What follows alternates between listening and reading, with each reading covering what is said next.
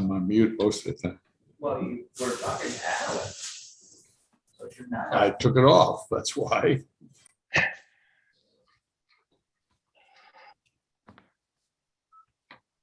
on mute most of the time.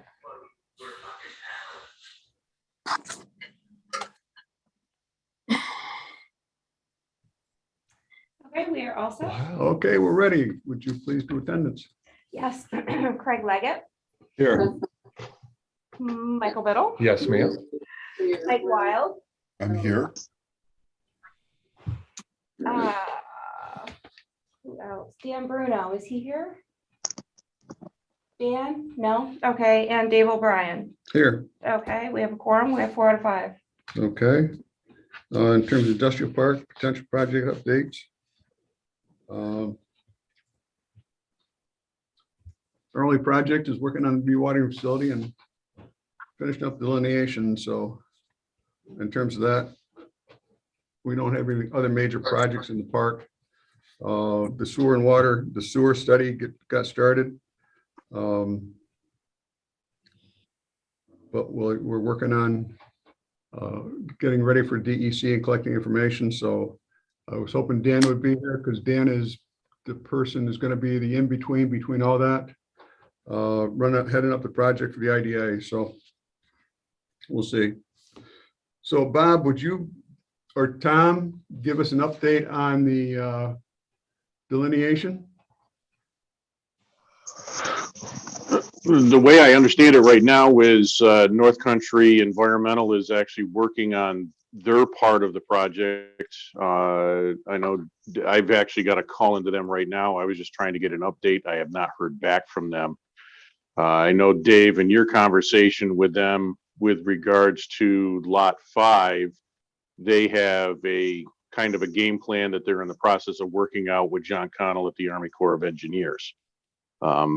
I do know that it looks like they're encouraging, instead of trying to segment Lot 5 separate from the rest of the IDA owned parcels with regards to the wetlands, would be to do it all at once. And it sounds, and it's my understanding, they're actually working on that now and should have that forthcoming shortly. Correct. 4 or 5 needs a review of that small wetlands there. And it's not a piece that's delineated or deed restricted. But there is a little wetlands there that has to be dealt with. So we're, instead of applying just for that exception for the potential sale of lots 4 or 5, we're going to do it all at once. The work is about the same, so we might as well do one pass and try and get Mr. Connell up here to bless working through that with getting it so that HTC can build there. So as you know, Correct. Hilltop's interested in that piece of property. They're just waiting on that. So when I talked to Steve at NCES, he told me, he said he hoped to have it done this week. Right, that was my understanding as well. And Dave, just so you know, I know you had alluded to in a recent email that Dan Washburn may be reaching out to me. As of yet, I have not heard from him. I last spoke with Dan probably a month ago, as Okay. he was pursuing stuff on his end with regards to his site plan. Okay, good. I know he's under the weather, Bob, so hopefully next day or so. Mr. Leggett has his hand up. Mr. Leggett, Thank you. We're talking about that little area between the road and the hard ground for those lots, right? And you said they're not delineated, but they're on a map. I'm really confused. I misspoke. They have been delineated. They were not identified as deed restricted areas. Okay. Thank you. That's correct. They are delineated. They are jurisdictional. And as part of this permit process to allow us to do the filling in some of these locations, that this wetland area number 6 that's located on lot 5, that's included as part of this. Okay, good. Mr. Bruno joined us. Mr. Bruno, good morning. How are you today?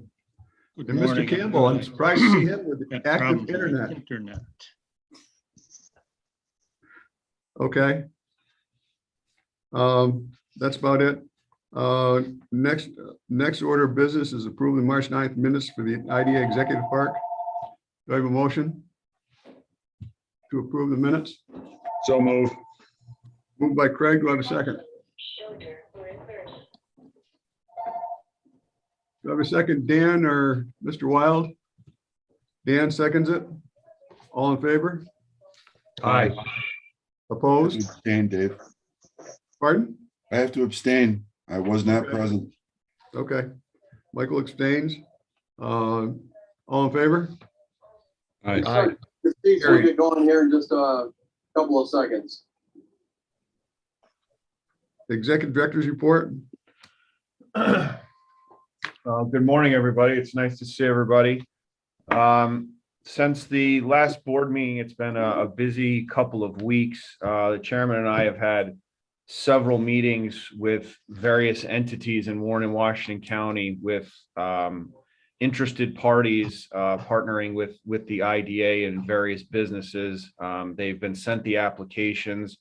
So hopefully within the next, I don't know, few months, hopefully we'll see a return on those applications. I attended the ARCC mixer on the 23rd down at the Civic Center, which Mr. Biddle, really cool event. Highly recommend. That was really awesome. Thank you. They combined it with one of the Adirondack Thunder games, which was a really cool experience. Met with the new supervisor in Greenwich, Jim Nolan, just to introduce myself, talk about the IDA. He's got some ideas for some downtown areas, so hopefully that'll lead to some potential projects. Last Friday, I met two of the bidders for the maintenance contract at the Canal Side Energy Park. Walked and drove them through the various areas that we are going to be in need of: brush cutting, weed removal, etc. Haven't gotten any of the bids back yet. The Canal Side Working Group did meet just to talk about various aspects of moving ahead with the engineering study. Last Thursday, I met with a developer in Saratoga that Mr. Leggett had introduced me to. Craig, the meeting with John went really, really well. I know you've been on the emails, so we're going to do what we can to help them and hopefully give them some IDA assistance. I'm awaiting some information back from John before we can move forward, but overall it went really well. They have some really great ideas, so hopefully it's something that we can see come to fruition. Last Friday night, the chairman and I attended the J. Walter Juckett Award dinner up at the Sagamore. Really great event, very well attended. Met a lot of various people there while I was there. Monday, myself, the chairman, Mr. Biddle, and Mr. Wyatt met with the Warren County EDC offices to talk about a way forward to have our organizations collaborate. We're eyeballing potentially having a forum in the fall, just where every organization can kind of meet with local businesses and talk about what they do and how they can help. The LinkedIn social media post that I had mentioned, I believe it might have been 2 board meetings ago, or the last executive park meeting has been very successful. We've gotten several hundred hits on the various posts that I've put up. One response actually from a business who's interested in potentially buying a plot in the airport industrial park. So that's going well right now. And then finally, just for everybody's awareness, I wanted to throw it out on your calendar. April 29th, the IDA and several other economic development organizations, Laura Oswald, You ready to go again, guys? Deanna Durway, possibly Warren County EDC, working with Supervisor Clary from the town of Salem. We're putting together a small business and entrepreneur event. It's kind of keep your own brain, or put it on your desk, laminate, or whatever. Michael's iPhone, please Just mute. getting started with the contracts, reading, or been looking Michael's for- iPhone, please. Thank you.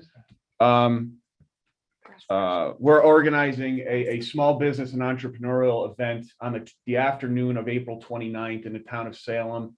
The itinerary is still being put together. I'm happy to send it to everybody once it's finalized, but I just wanted you guys to put it on your calendars. If it's something you want to attend, we'd love to have you there. Supervisor Claire and Supervisor Griffith have been working really hard to notify businesses down in their area to make sure they're in attendance. So it should be a really great event. Just fingers crossed it'll be nice weather. And that's everything I have. Okay, thank you. Next business is Canal Side Energy Park Water and Sewer. Dan Bruno, Manufacturing plant is in the little town. Michael's iPhone. Dan Bruno is in charge of that project from the IDA side. Dan, do you have anything to contribute at this point? No, not really. Jason Labella submitted a report of sorts. I don't know if everybody got a copy of it, but they're proceeding with looking at options for the water and the sewer. That's all I have. Okay. Thank you. Mr. Chairman? Yes? If we could go back onto the airport park, industrial park there, Kilcoyne, is there any progress on that? Any updates? No updates. Okay. We've heard no further information from them. Was that as far as we're concerned, it's an inactive project at this point. okay? Thank you.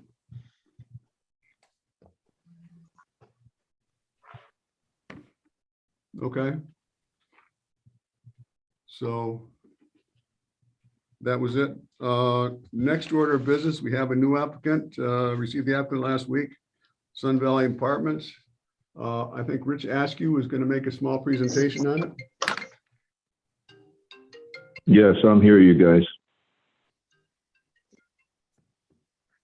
So Rich, would you just tell us a little about your project, how it came about, and what an economic benefit you think it's going to bring to Lake George? Yeah, I'd be more than glad to. This is a project that's on the corner of Sun Valley Road and Route 9L, just across the road or adjacent to the elementary school in the town of Lake George. My name is Rich Askew, and just a little past resume in regards to on my behalf. I've been involved in the building construction business for a good 15 years, and then also to date operate a home inspection business, and that's been going on for the past over 30 years. In the process, or over the past 30 some years, I've been purchasing some, apartments and some income properties. And then I moved to Lake George about 15 years ago. And over the past 3 years have served on the planning board for the town of Lake George. Just to kind of get you up to speed as to where I am. But the project summary and or, a little bit more details about the actual project itself. I purchased the land back in 2020 and have been working with Tom Jarrett Engineering during the approval process. And then I took on a partner in this little project, Mike Grasso, about a year ago. He sold his insurance agency and, he thought maybe he'd get involved in this project as well. So we became partners 50-50, and so we've been working together since then. And we now have our final approvals from the town of Lake George. And the town has redesigned their density guidelines and PDUs or PUDs to because they see the need for this multifamily development type projects. There's very little, if close to none or no, whoops. Can you still hear me, you guys? You can still hear. Okay, good. Anyways, Dan Barash, who is our town planner, welcomes IDA involvement in this project. Like I said, there's a great need for the multifamily units, and we're hoping to get the IDA involved in this. We're applying to you because we're having some difficulties with the rising interest rates and the major increases in material costs. That's one of our major objectives or dilemmas at this point. The project design has taken into account its location in the Adirondacks, colors, and I think you probably in your packet have, you know, a look at some of these buildings and so on, but some of the architectural details and the colors are conducive to the area. We have across the street the elementary school, which has been notified, and they have fully endorsed and approved their thoughts in regards to the project being built, you know, adjacent to them. And we get a couple little amenities that are kind of nice in regards to the project as well. There's a link indoor connection to the bike path, which is a nice little attribute. There's a total of 39 units. There's 5 separate buildings. You most likely can see that on the site plan there. But we're hoping to break ground within the next 3 months, if at all possible. And that's more or less it, you guys. If you have any other questions or I can answer any questions, I'd be more than happy to oblige. So Rich, in terms of the economic benefit, you've told the town and the town planning and the school are really behind this project? Absolutely. We've gotten letters from all aspects in regards to the project itself. So is the target audience to open these apartments up for year-round residents? Absolutely. That's the intention. And that's the need and/or you know, the thought process behind in the town itself. There literally is very little, if hardly any, year-round type residency, apartments, rentals. They love the fact that this is going to be, you know, constructed. So would you see people do you think this is workforce housing in terms of need in Lake George area for? I'd say it's like a little bit of a mix. You know, we're probably going to get, we're hoping to have a cross section of just about all, if not professional and or workforce.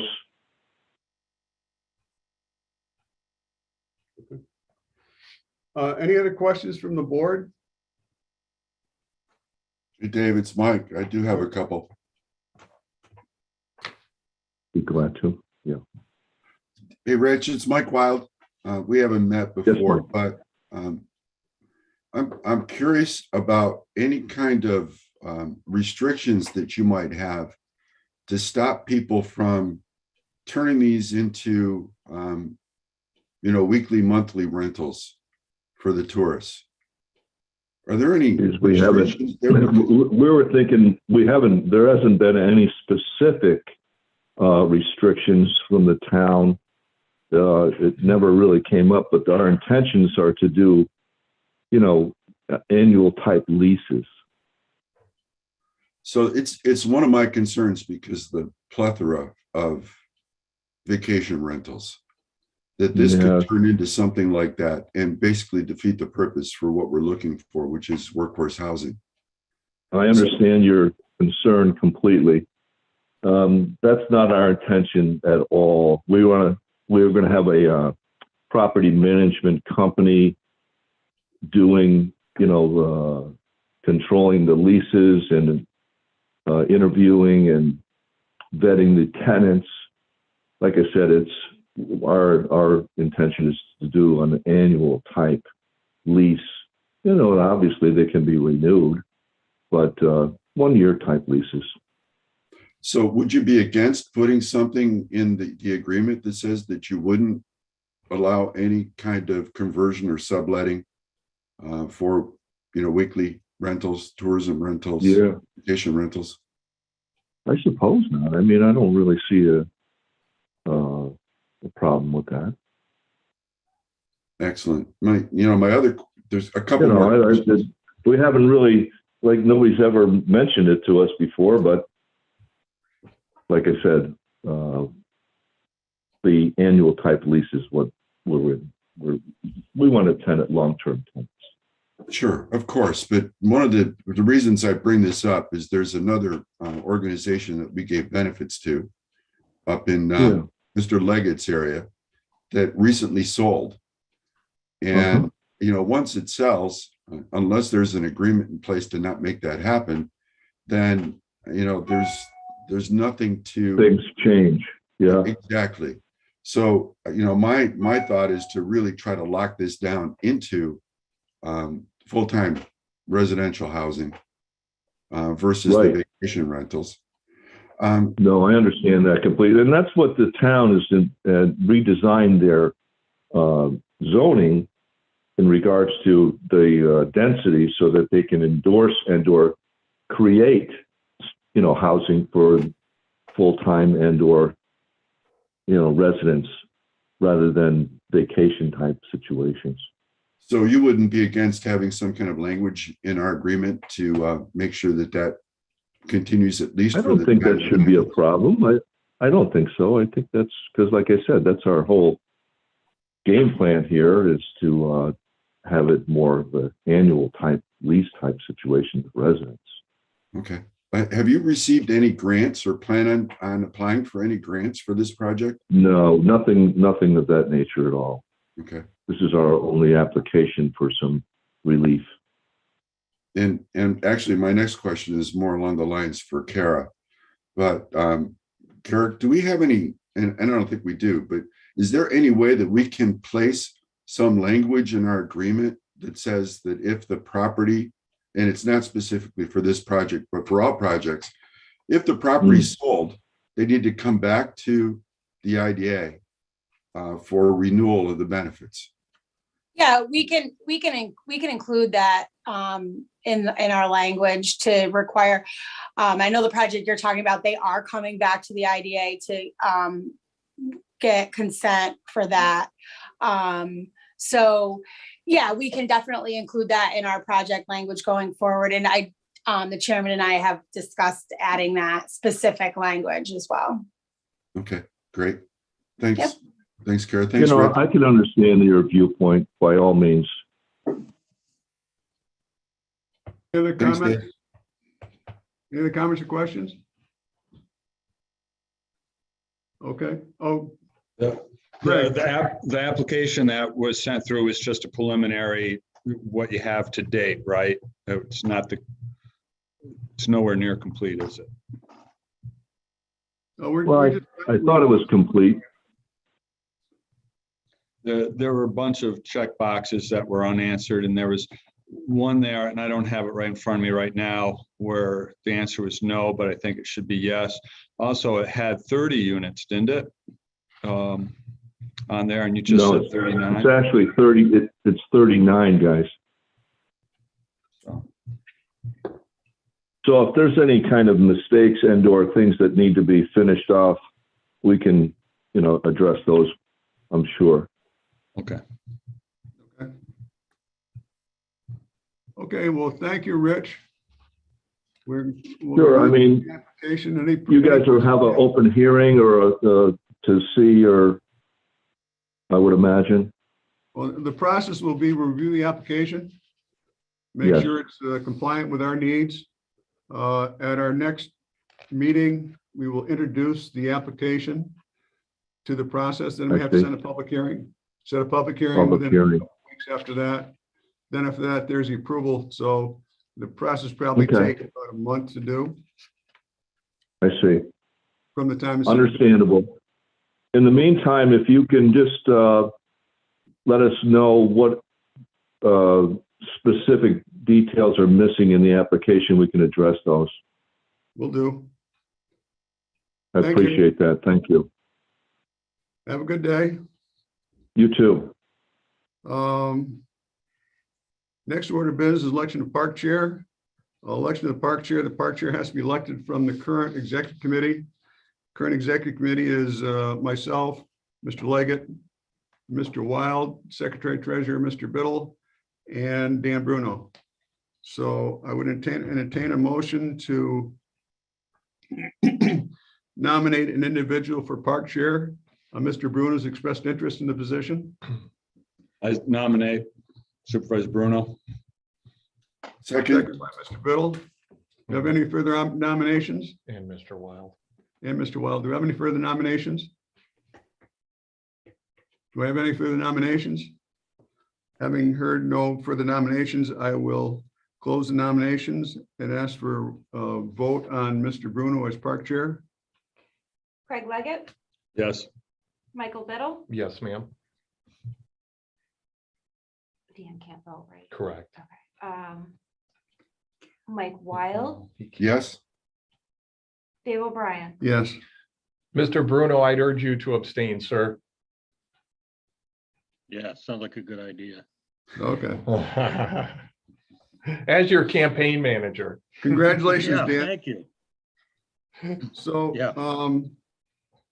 one of the discussion about going forward, I mean, April 16th is the last Zoom. I don't know if we're going to extend it or not.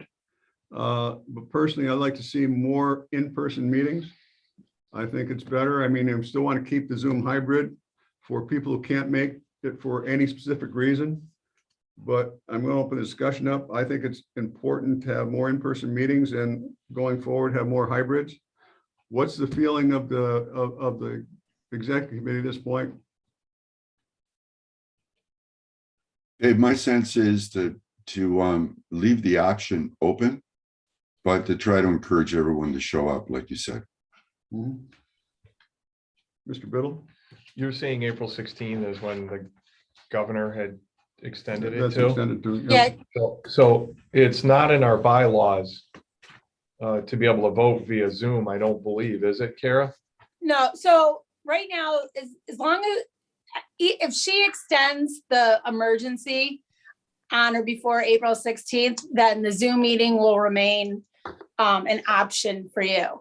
If and when this emergency status goes away, then if you prefer to have a Zoom option, it's gonna involve some advanced planning. So Zoom would remain an option under general municipal or public officers law if the notice includes the address of where you're going to be participating by Zoom.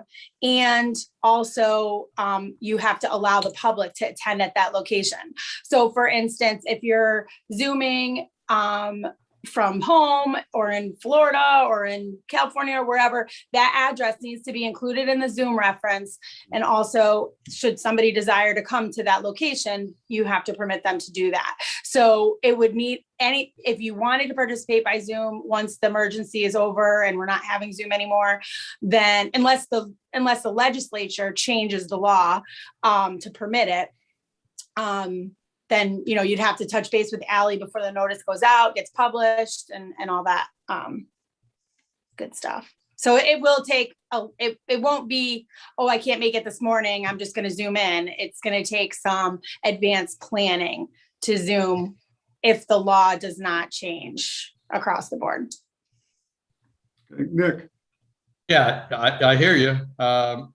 Given the last 2 years, I would advise this executive committee to get that done now and not wait for the 16th. Have what you're going to do, what we're going to do afterwards, all set to go and all approved. I can see it coming now. We'll be in and out of this nonsense for years. Well, we can't, just to be clear, we can't change anything on our end to permit Zoom. No, I don't want you to. all Just the get it time. ready. Get ready to go. So when and if we're ready to go, don't start the process at that late date.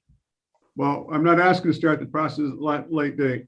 What I'm saying is, if it's not extended April 16th, it's a done deal. We have to meet in person, and if people want to Zoom in, it has to be done according to what Kara just said. The question is, even if he extends it, I still believe we should get back to more in-person meetings. Yes. We have more and more committees, boards getting back to in-person meetings. So they're finding that Zoom meetings, while convenient and somewhat effective at some point, don't really get the job done for what people are looking at. They want more interpersonal reactions going on. So that's what they're looking at. So I'm just going to ask for a straw poll of everyone on the board here. My belief is no matter what, if it extends or not, we should get more in-person meetings and allow Zoom hybrid. That's my feeling.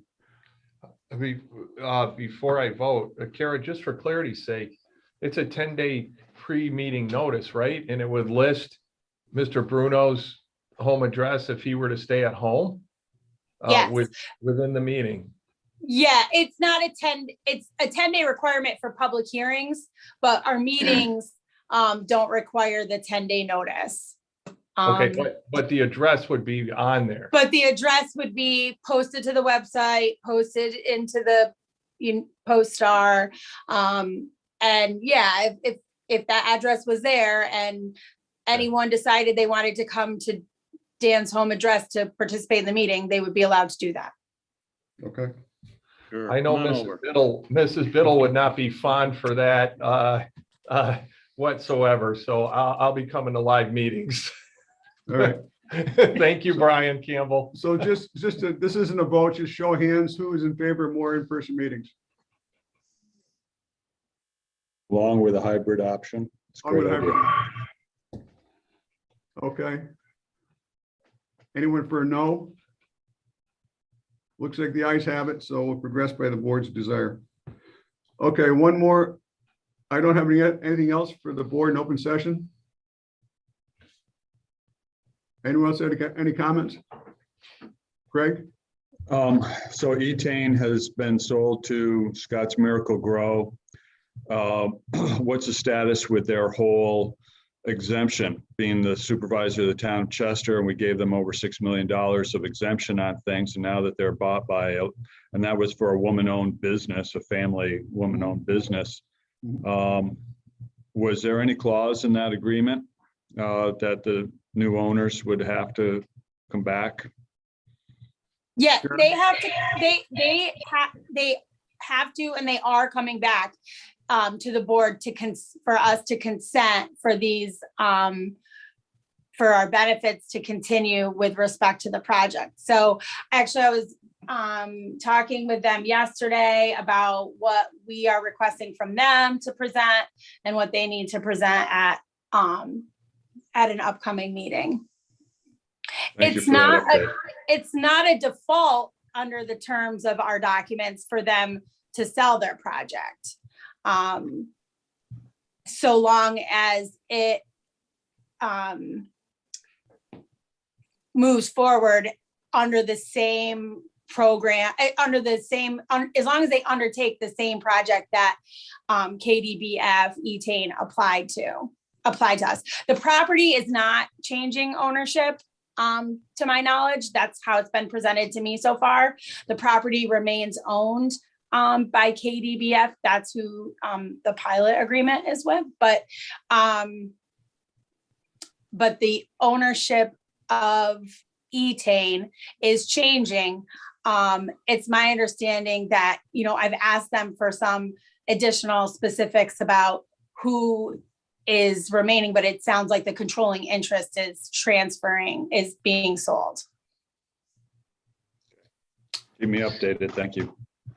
We'll probably have, if we don't have it, they've asked for an expedited approval, so Kara's collecting information. We have been for the past 2 weeks.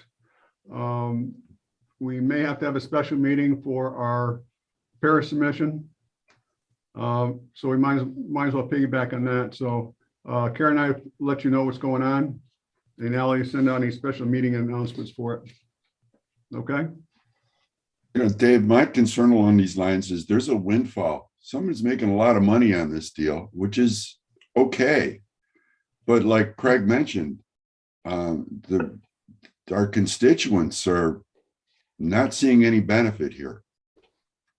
I So agree, Mr. Weil. I'd love to see some way for us to either change the pilot in some way or find some way to compensate the town of Chester, Warren County. I'm not sure about that, but you know, the school system, whatever. I'm not thrilled with this. It doesn't look good. Brian? Well, I guess I don't know enough about the rules. Hopefully that school's gonna help me coming up. What's our obligation, if any, to do anything with them now that it's changed hands? Well, it hasn't occurred yet. They're waiting on our consent. That's why they've asked us to expedite this review of it because it hasn't been completed. So long as they maintain the project as was presented to us, there would be no default. But you can ask them for whatever documentation that you want. I understand the issue here is you're thinking because the purchase price, the need is may or may not be there for the incentives. Exactly. So what's our obligation at that point? Do we have an obligation to move forward and do anything with that? Can we change a segment of can we forgive the sales tax, not mortgage tax? Can we do one versus the other? Or different percentages? Where's our leeway? It's my understanding at this point that they have not utilized any of their sales tax benefits to date. That's what they filed as far as the end of 2021 went. So there'd be nothing to recapture. So if you're considering if you wouldn't, I guess what I'm trying to say, if you are considering not approving the assignment, which would thereby be terminating the relationship, is that what you're suggesting? Well, I just want to know what the rules are and what we can and cannot do. I just want to understand the process. How are we going in? Are we going in as a position of weakness, strength, uneven ground? What's the deal? Well, right now, the way our process has worked in the past and always has been that if a company comes in and they undertake the same project, then they would be eligible to accept an assignment of it and move forward. And so long as they continue to pay the pilot payments and they weren't doing things outside of the original agreement and maintain the job counts, et cetera, then they wouldn't be in default. And then you would allow that moving forward. There's nothing in the documents that requires any sale of a company to prove that they also need the benefits to complete the project. If we do renew them and everything's fine, the value now is so much bigger. The pilot should be so much bigger. Is that not accurate, or am I just thinking this way? Well, I understand what you're saying, and I think that the article has to speak to more than just this particular project, or there's other things that are going on that that have not been disclosed to us yet. I specifically indicated to them that if the project was changing in any way, shape, or form, then the project needed to come back to us for a full review. I sent them the entire transcript for review. And they have indicated that the project is not changing. So the original project was presented to us as I don't know the number off the top of my head, but say 5 million and change project. They're telling me that this construction is not changing from that scope. So what is included in that purchase, I can't speak to that. I don't know if they're buying, the other, and I see Craig has something to maybe add to that. Yeah, if I may jump in here, is that as a consideration for providing a pilot, and this was 100%, this was an enhanced one that we were going with their base value of 1.6 million, a little complication in there because of 485, but with that, and it was for a woman-owned business, something that we were trying to encourage in town. It was for a family business as well. So, call it local control. The parameters that went into, I'll speak for myself on the decision-making to allow such a generous pilot went along with a lot on who was doing it. Now, when you have Scott's Miracle-Gro in the mix and finishing it off, I'm not, and I'll speak for the residents of the town, are not as inclined to be so generous in the pilot structure. So if I can clarify here, it's not Etain that got the windfall. The people that got the windfall were the stockholders of Etain. They got the windfall. The Etain Corporation still remains the same. The purchase price was paid to the stockholders. They got the windfall. And if you look at Etain's operations, they probably didn't change. They just have more financial backing. And I don't know the structure of it, so we'll have to look at the structure of it. But my assumption is that Etain does not become Scott's Miracle-Gro. Etain still remains, and it's not Miracle-Gro, it's Riv Corporation that is the holding corporation. It's still a subsidiary of the organization. So let's not confuse who got the windfall. I'm not confusing windfall at all, but we are talking ownership, aren't we? We are. Chuck, you have a question? Comment? I have a comment, and hopefully it's okay that I go ahead and make the comment. Something that's changed, and when we do economic incentives, it's under the impression that this is assistance to get the business off the ground. Now this deal has transpired. There is a value of the business, which is showing much greater value than probably originally thought when the IDA was looking at the application. So the landscape has certainly changed. I just pointed out that now that there's a public number on the valuation of the business, and obviously the need for economic assistance is less now that there's a public value on the business. So Dave, is there a chance we could this is a public meeting right now, so it's on YouTube. Everyone that's involved with this transaction is probably going to watch this. Why don't we ask them what they're prepared to offer as far as relating to our concerns? Instead of us telling them, say, guys, what are you prepared to offer? Mike? Mr. Chairman, I think Mr. Wild brings up a good point. I'm uneducated in my memory because I'm older than everybody on this. I'm not quite sure 100% what our agreement with Etain is/was.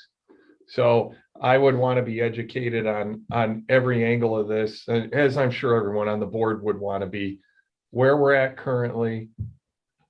I would love to meet with the new majority owners or whoever the swap is, just as we met with the leaders of Etain. I think we have to be, and Mr. Wild, I think, is going right down this path. We need to be consistent. We need to be knowledgeable, and we need to be proper and in good order here to make sure we're not missing anything and to make sure that we're being fair across the board. Okay. Well, we still have to get through the documentation. We still have to meet with them. We still have to decide where we're going from here. So, I mean, this is Yeah, only. we haven't been provided with anything to date. It's just been some preliminary discussions that I've had with their attorneys that are handling this acquisition. I've advised them that the board will want them representative to come to a meeting to discuss the project, what their intentions are, et cetera. So they're aware of that. They had some additional questions yesterday that the chairman and I spoke about as far as, timing and things like that. So I'll get back to them this morning, let them know that this was discussed at a meeting here. And try to get some more documents. I don't have documents either. In fact, our initial conversation was very vague, and then I received the same article that you all did. So then I said, well, we know this article, so now tell us more information. Ryan? So I think Chuck hit it on the head. I think Mike did too. I don't think there's any disagreement here among the board. It's just, where do we go from here? But let's remember what our mission statement is, and that we represent both counties, and we represent every sub municipality under those counties. So it's kind of a case where if this doesn't go the way it should, and we've done things because of circumstances, and then the circumstances change, if we don't change with it to support the communities we represent, it won't bode well for us going forward. And I think Craig brings up a good point, that he put a lot of thought and consideration into what they were doing at the beginning. Those things have now changed, and maybe we have to change with it.